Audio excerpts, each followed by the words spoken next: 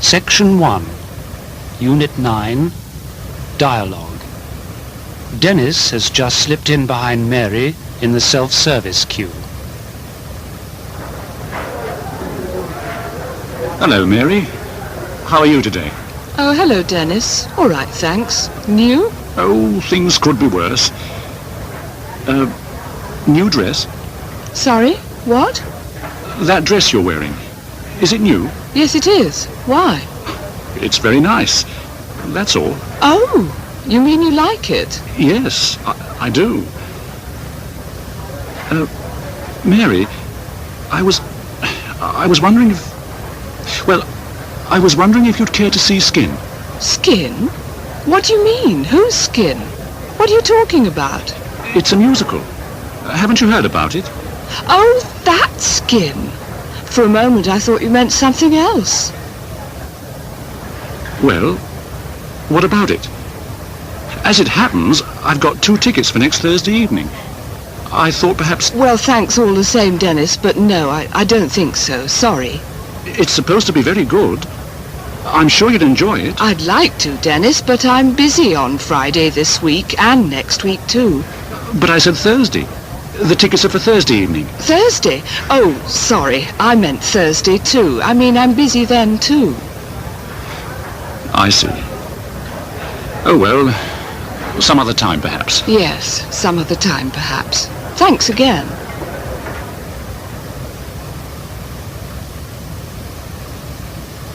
Section 1, Unit 10, Dialogue. Kate is in the dining car. Joe has just come in. Excuse me, is anyone sitting here? No, nobody.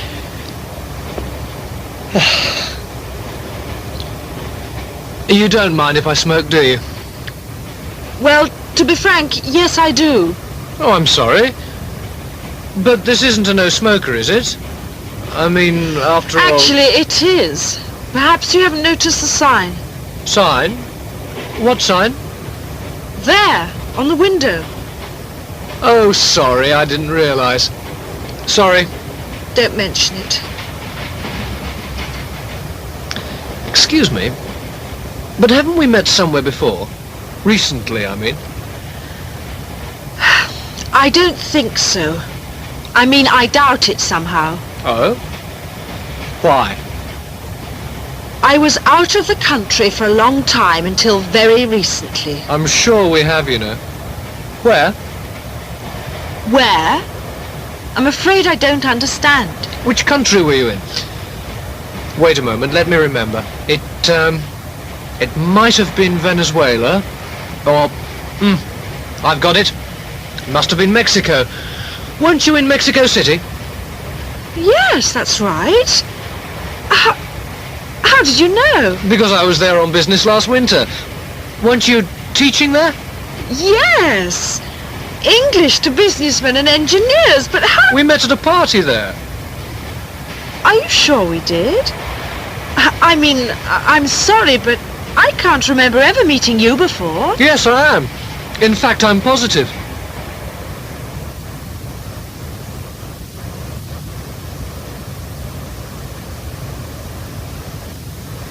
Section 2, Unit 1.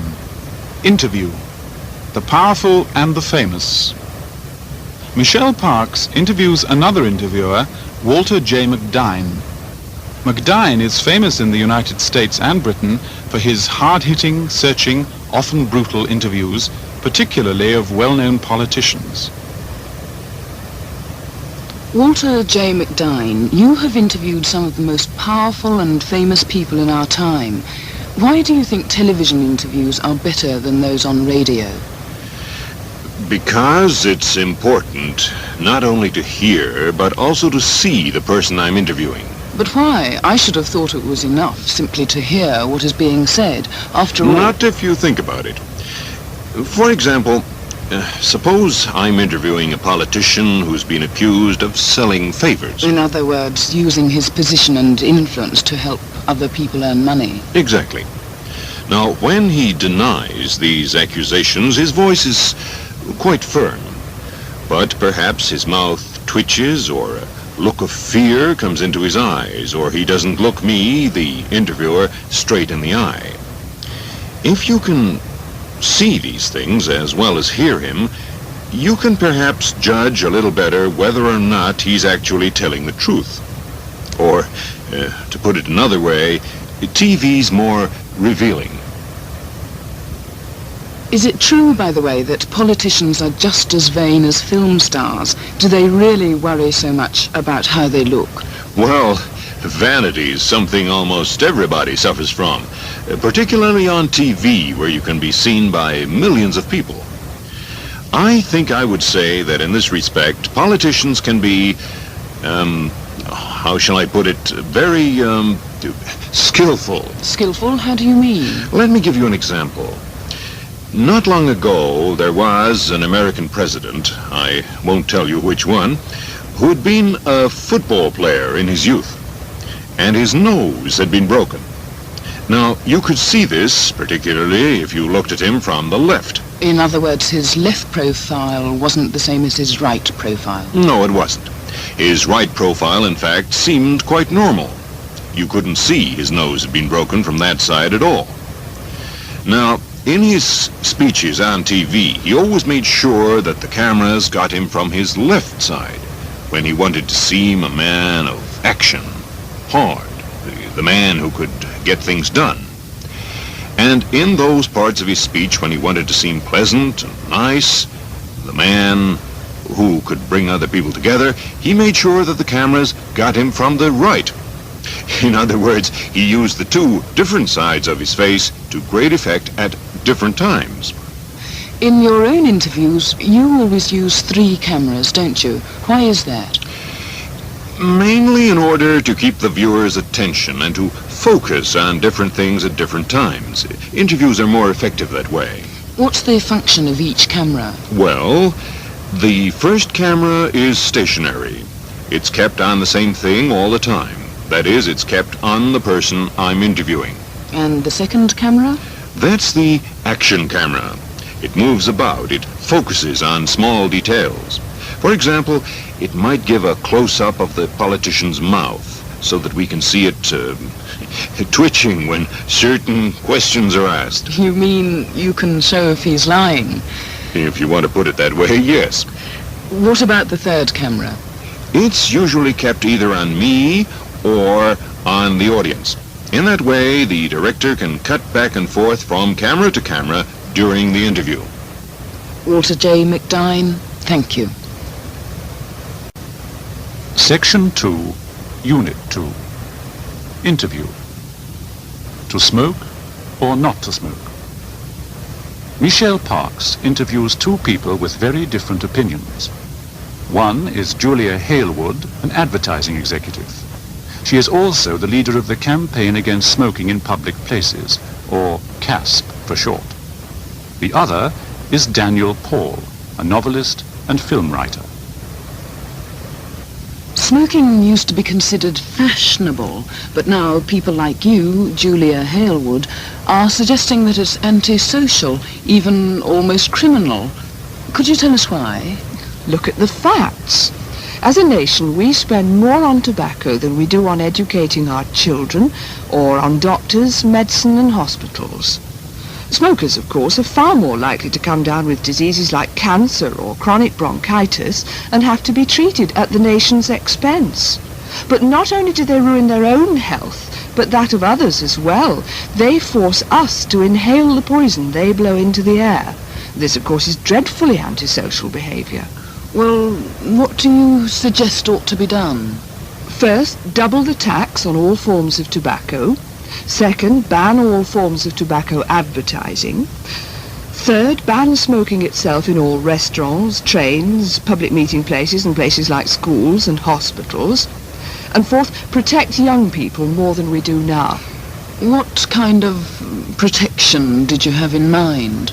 Among other things, we could double or triple the fines on anyone who sells tobacco to people under the age of 18. And we could and must intensify our efforts to educate young people, to show them the dreadful effects of this dreadful habit. Daniel Paul, what's your reaction to this? It seems an exaggeration, to say the least. I don't deny that smoking can be harmful, but so can lots of other habits. Eating sweets, for example. Oh, I just can't accept that there's any comparison between the two habits, and I very much doubt that anybody else can either. Perhaps you'd let me finish. Lots of people die because they eat far too much sugar. Not only does it cause things like tooth decay, it makes people overweight as well. And as a result, they often die of heart attacks. But there's no tax on sweets, and no campaign to ban them either. Of course too much sugar is bad, but who's harmed by it? Only the person who eats too much. Oh, just a moment. On the one hand, you want to ban smoking in restaurants because you say the smoke is bad for non-smokers. But on the other hand, you say nothing about motor cars. You don't really believe that smoking causes as much pollution as motor cars, do you? Of course I don't, but... Then why don't you try to ban cars from public places as well? From the roads, for instance.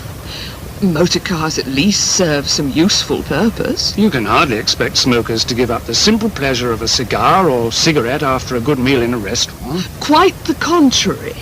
You can hardly expect non-smokers to have the simple pleasure of actually tasting the food ruined by selfish and thoughtless smokers. Aren't you going a bit too far when you say that we actually ruin the pleasure of tasting the food?